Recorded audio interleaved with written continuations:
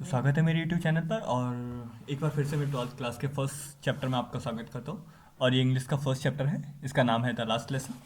और इसमें हम इसकी समरी पढ़ने वाले हैं, फालतू का कुछ नहीं पढ़ने वाले। तो बिना कुछ टाइम को वेस्ट किए हुए हम अपने चैप्टर को रिवाइज करते हैं। इस लेसन का नाम है द लास्ट लेसन। क्या नाम है इसका? The last lesson. ठीक है, तो द लास्ट लेसन इसकी हम समरी पढ़ने वाले हैं। इनकी अल्फांसो डोटेट ने लिखा है। इसको याद करने की ट्रिक कैसे हो सकती है? अंतिम है जिनके अल्फाज, अंतिम है जिनके अल्फाज, अल्फाज से अल्फांसो और अंतिम से मतलब last. The last lesson, the last lesson यानी अंतिम है जिनके अल्फाज, वो है अल्फांसो डोनेट। आ जाओ अपने चैप्टर को याद करने पर बात करते हैं। ठीक है, एक second.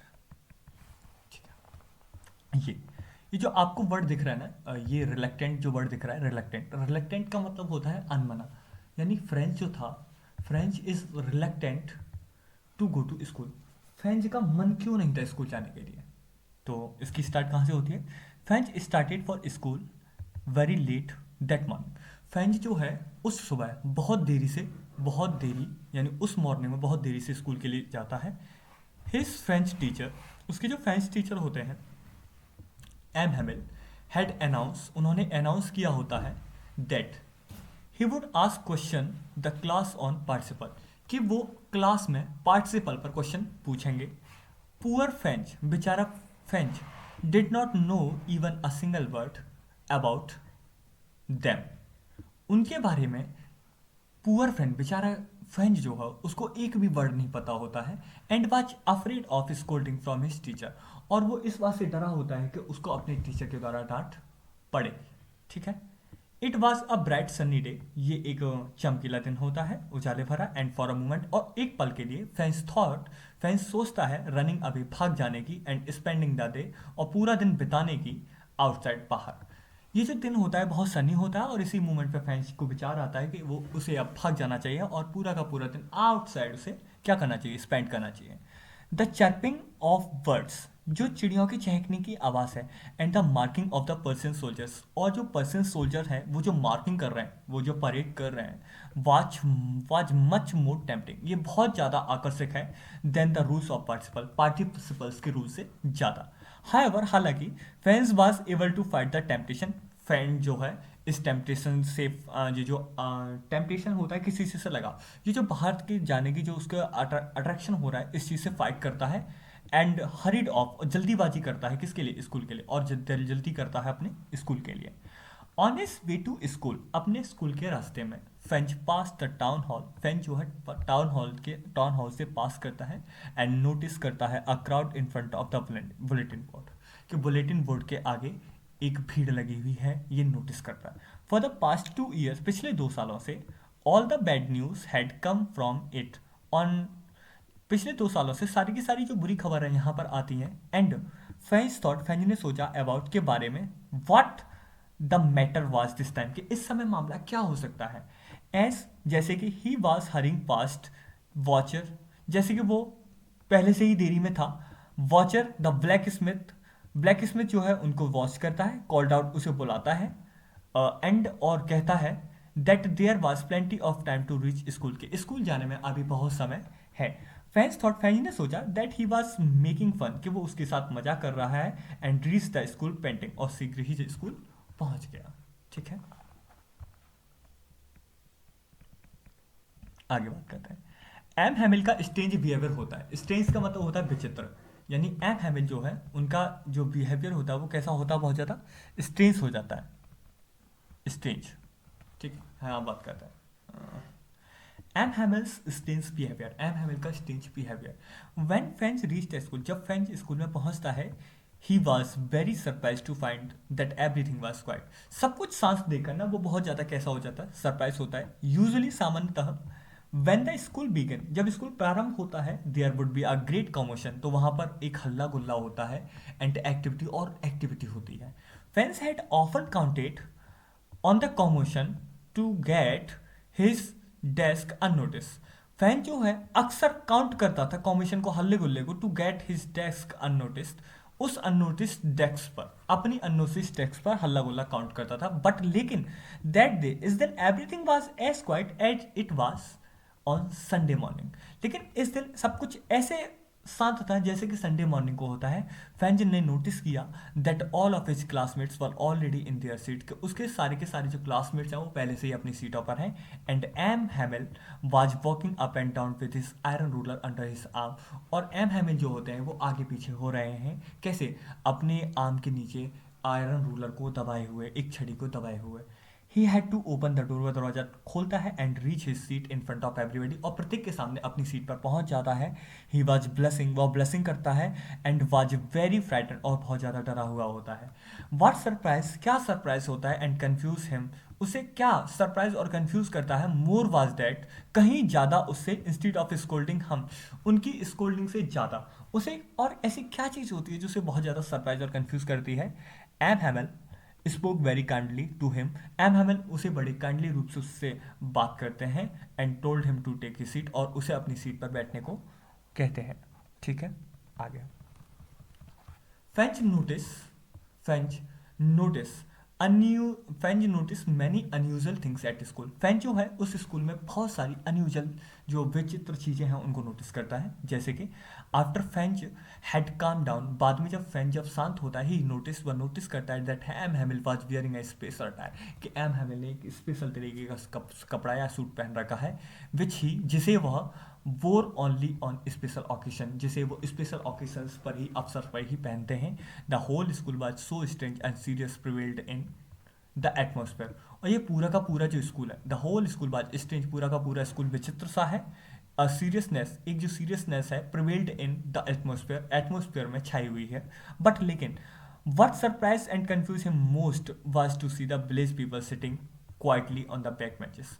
What surprised confused him most, लेकिन क्या था जिसने बहुत ज़्यादा सरप्राइज करा, was to see, यह देख करके विलेज के जो लोग हैं, पीपल हैं, sitting quietly on the back benches, जो बैक बेंचेस पर बैठे हैं। They all look very sad, वे सब के सब जो है कैसे दिखाई दे रहे हैं, हमें बड़े ही सैड दिखाई दे रहे हैं। ठीक है। The order from Berlin, Berlin से order. Franz was still wondering as he observe the changes around him. Franz पहले से ही आश्चर्यचकित में था, but he as he observe the changes around, जैसे कि उसने अपने आसपास जो चेंजेस थे वो फील करे थे।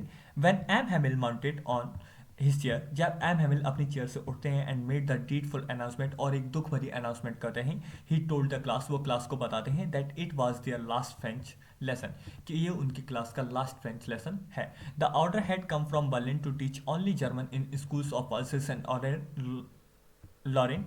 जो ऑर्डर है, हैड कम आया है फ्रॉम बर्लिन से, टू टीच, के पढ़ाई जाएगी only German in the schools of Alsace and Lorraine, के अल्सेस और लॉरेन के स्कूल में केवल जर्मन पढ़ाई जाएगी। एंड और he would be leaving the school the next day, और वो अगले दिन ही स्कूल छोड़ देंगे। These words were a shock to little French, ये जो वर्ड थे ये लिटिल फ्रेंच के लिए शॉक भरे थे। नाउ, अब, ही remembered the gathering at the town hall, जो अब उसे याद आने लगा, रिमेंबर याद आने लगा, द गैदरिंग जो भीड़ इकट्ठी हुई थी एट द टाउन हॉल पर, अब उसे याद आने लगा कि जो भीड़ इकट्ठी हुई थी वो क्या थी। French was totally shocked by the sudden turn off events. French जो था वो पूर्ण रूप से शॉक्ड हो चुका था। ये जो अचानक का जो टर्न था इस इवेंट का, इस चीज को लेके वो बहुत ज्यादा क्या हो चुका था, शॉक हो चुका था। He regretted not having learned his lesson when there was still time, उसे रिग्रेट हो रहा था कि टाइम को होते हुए भी उसने क्या करा, अपना चैप्टर याद नहीं करा था। Now he will never be now now एक second,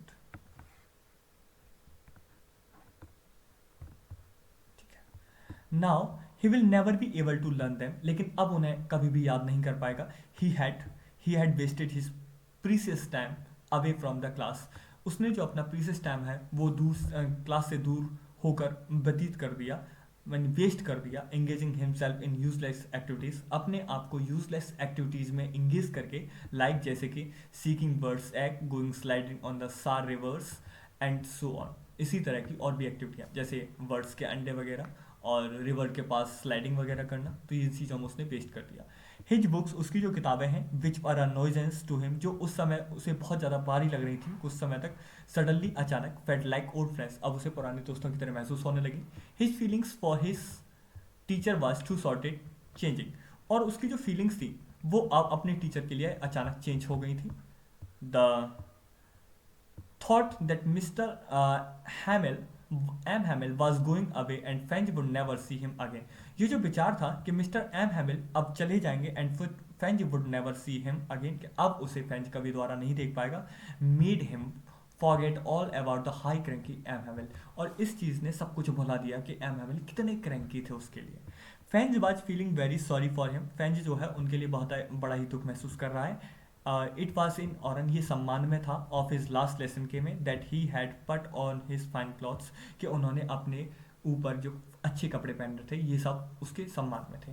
and the village people had gathered, और जो विलेज के लोग थे वहाँ पे जो गैदर्ड हुए थे, there to express their gratitude towards him, ये लोग अपना जो कृतज्ञ उनका कृतज्ञ होता है उसके लिए आए थे, ग्रेटिट्यूड एक्सप्रेस करने आए थे।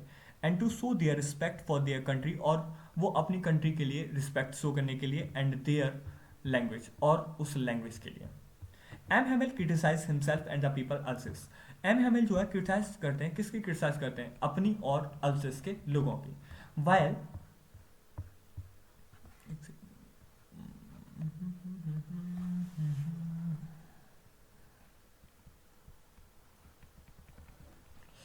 While while French was thinking all of this, जब फेंच इन सब चीज़ों के बारे में सोच रहा होता है, he heard his name called out, तो उसे अपना नाम सुनाई देता है कि उसका नाम किसी ने पुकारा है। It was his turn to recite, अब ये बारी उसकी थी सुनाने की।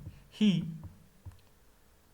Would have given anything to be just able to say that, say he would have given anything to be, उसने कुछ ही दिया, to be just able to say, कुछ कहने ही को होता है, द रूल लाउड, उस रूल को तेज से, एंड क्लियरली, बट अनफॉर्चुनेटली, लेकिन दुर्भाग्य से, he got mixed up on the first word, तो दुर्भाग्य से अपने पहले ही वर्ड में वो उलझ जाता है।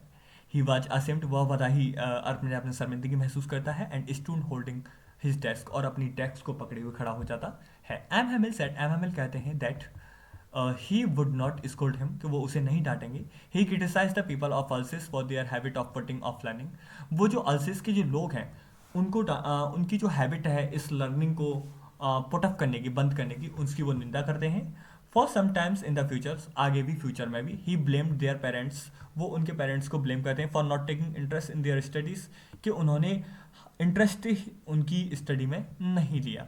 He also blamed himself for this, वो इसके लिए भी उन्हें ब्लेम करते हैं। ऑफन, अक्सर, he send the students to water his plants, कि वो जो अपने वो खुद को भी ब्लेम करते हैं, किस लिए? कि अक्सर वो he send the students water his plants, कि वो अपने स्टूडेंट्स को पानी देने के लिए भेज देते थे पौधों में, और give them holiday when he wanted to go fishing, और जब वो फिशिंग पर जाते थे तो उनको हॉलीडे भी दे देते थे। अब मदर टंग का इंपॉर्टेंट आपको समझ में आएगा, मदर टंग हमारे लिए क्यों इंपॉर्टेंट होती है, मदर टंग के लिए इंपॉर्टेंस क्यों है। M Hamel then talked about the French language, इन सब चीज़ों के बाद में जो है एम हैमिल अपनी फ्रेंच लैंग्वेज के बारे में टॉक करते हैं। He called it the most beautiful, the clearest and the most logical language, वो इसे पुकारते हैं मोस्ट ब्यूटीफुल, सबसे ज़्यादा ब्यूटीफुल है, सबसे ज़्यादा क्लियरेस्ट है, and the most logical language in the world, और संसार की सबसे ज़्यादा मोस्ट लॉजिकल लैंग्वेज बताते हैं वर्ल्ड की। He wanted the people of France to reassure, वो लोगों को ये विश्वास दिलाना चाहते हैं दैट कि उनकी जो लैंग्वेज है, अकॉर्डिंग टू हिम, उनके अनुसार, when ever the people of particular nation, कि एक पर्टिकुलर नेशन के जो लोग होते हैं, आर इंस्लेव, जब वो गुलाम होते हैं, एज लॉन्ग एज, जैसे कि जैसे, दे आर एन एक द टू देयर लैंग्वेज, उनकी जो लैंग्वेज होती है वो उस लैंग्वेज को पहचानते हैं। It is as if they have the key to their prison, ऐसा मानते हैं कि ये जो है उनकी किसका काम करती है, उनकी जेल से छूटने की चाबी का काम करती है। अब आगे हमारा थोड़ा सा और बचा है, इसकी और समरी खत्म करते हैं। लास्ट लेसन में आगे क्या होता है, लास्ट लेसन का, M Hamel open a grammar book, M Hamel एक ग्रामर की बुक ओपन करते हैं, and taught them their last lesson, और उन्हें उनका लास्ट लेसन पढ़ाने लगते हैं। Franz was amazed to see, Franz आश्चर्यचकित होता है ये देखकर, how well he understood everything, वो कितना आसानी से सब कुछ समझ रहा है।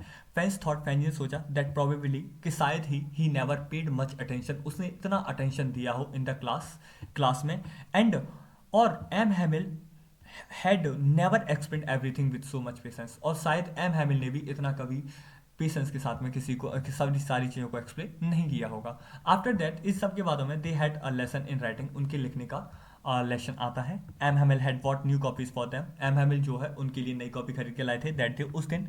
Everyone was immersed in their work, सब लोग जो होते हैं अपने अपने कामों में डूबे होते हैं। Even the little children sitting in the class, जो छोटे बच्चे होते हैं वो भी क्लास में बैठे होते हैं। वर ट्रेसिंग देयर फिश हुक्स, वो अपने फिश हुक्स को ट्रेस कर रहे होते हैं एज इफ मानो कि दैट वाज फ्रेंच टू, कि वो भी फ्रेंच कर रहे हैं।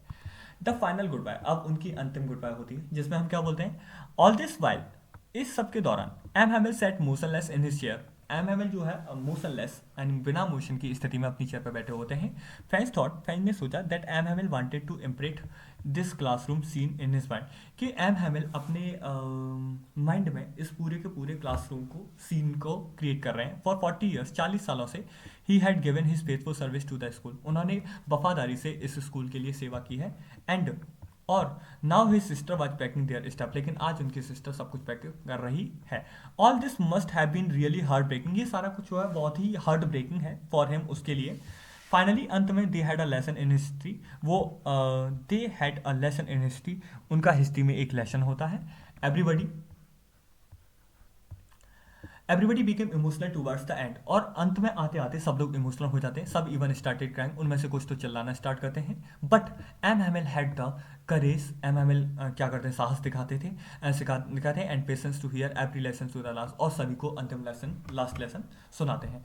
फाइनली अंत में as the church clock struck 12, चर्च की घड़ी में जो 12 बजते हैं, एम हैमिल उठते हैं। इट वॉज वेरी एविडेंट, बहुत ही स्पष्ट होता है that he had become emotional too, कि वो भी बहुत ज़्यादा इमोशनल हो जाते हैं। ही ट्राइड टू स्पीक, वो बोलने की कोशिश करते हैं बट चॉक्ड, लेकिन वो क्या हो जाते हैं, चॉक हो जाते हैं, जाम हो जाते हैं। कंक्लूजन क्या निकलता है इस कहानी का, कंक्लूजन निकलता है वो हमारा ये निकलता है, the last lesson summary reflects on the importance of one's language for any race, जो हमारे लास्ट लेसन है इसकी जो समरी है वो रिफ्लेक्ट करती है इस बात पर कि किसी की जो लैंग्वेज होती है वो किसके लिए महत्वपूर्ण होती है, एनी रेस किसी भी जाति के लिए, and why it is crucial to safeguard it, और वो इनके लिए सेफ गार्ड के लिए बहुत ज़्यादा इंपॉर्टेंट होती है, मतलब उनको बचाने में बहुत ज़्यादा सहायता करती है। तो यहाँ हमारा होता है चैप्टर फिनिश, और हम करते हैं क्लास को अपनी समाप्त, और नेक्स्ट चैप्टर के लिए हमें कमेंट में जरूर बताएं कि क्या चैप्टर में कैसे पढ़ाना है। अगर ये पढ़ाना आपको सभी का सही लग रहा है तो आप मुझे कमेंट में बता सकते हैं। Well, good night.